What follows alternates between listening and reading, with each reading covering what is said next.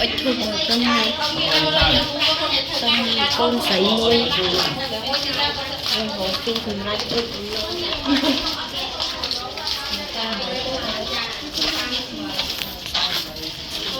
thu ở đây có bao nhiêu ngon con thu sấy môi cô chào thì ban là lúc đấy cái trái thì lại biết đây wow lắm châu lọc cây mơn lao mà nên lá mà ta cười con trai